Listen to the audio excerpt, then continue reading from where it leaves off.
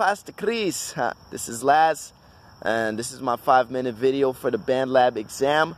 And the topic I chose to speak about is how a worship leader prepares a song to rehearse with the worship team.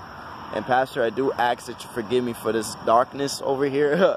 It's just that there's a lot of noise back in my house, or should I say my trailer. So it would have caused some disturbance with this whole video recording. So I came outside to do this. Anyways, let me continue. One of the first things I would do as a worship leader is first listen to the song in its entirety for myself. By doing this, what I want to achieve is a dissection. It's a dissection of what the song it's entailing, as far as from its lyrics to its mood and just its theme, its message. What is it trying to do? What is it really saying? Also the tone. I wanna identify the tone. Are we gonna focus on bringing the congregation into a place of high praise, or are we bringing the congregation into a place of deep worship where it's just one-on-one with the Father himself? Then another thing I want to figure out is what key are we gonna play the song in? Because the key happens to be a very important part of the whole process. Why? Because the key is the main factor. It determines the mood of the song. Depending on what key you play a song in can determine the mood. If the key is a little bit too low, if it's a little bit more on the dark side, on the light side, it could really determine the tone. If it's going to have people moving, or if it's going to have people still contemplative. So definitely the key would be the other part, because it affects the whole range of the sound, of how even the vocalists are gonna sing. You know, sometimes if it's too low, it just drags the congregation. Whereas if it's too high, you know, it could be too difficult. It could cause to be a major challenge for the singers in the group and put them in a place of discomfort where it's either they can't successfully hit certain notes, or even certain lower notes that might be uncomfortable for even the female singers.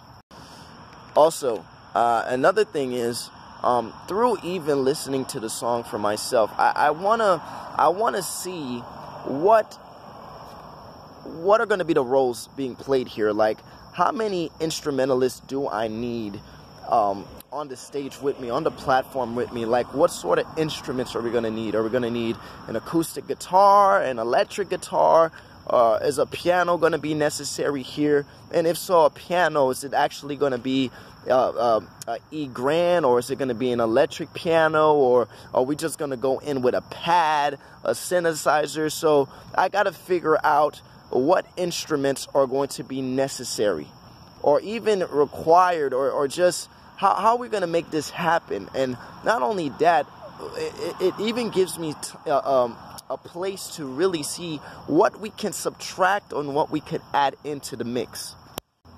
Okay, so once I get that all figured out, the next thing I would definitely do is see where melodies and parts are gonna come into this to this situation. I gotta see if I'm going to have the singers harmonize, or if everybody's gonna be in unison. I gotta see how everything is gonna flow for the vocalists. If there's gonna be parts here, or if everybody's just gonna sing in unison. If there's gonna be a melody for the tenors, parts for the altos and the sopranos, or even the tenors themselves.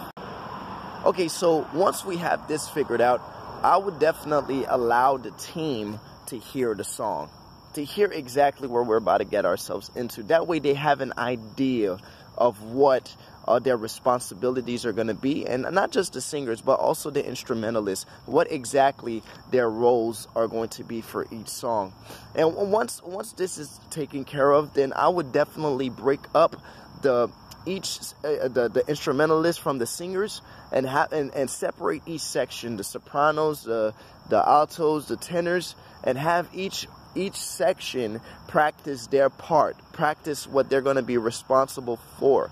And once everybody has an idea, once they master that part, then we all come together and we all do it like we're performing right now for the congregation, in unison and in unity.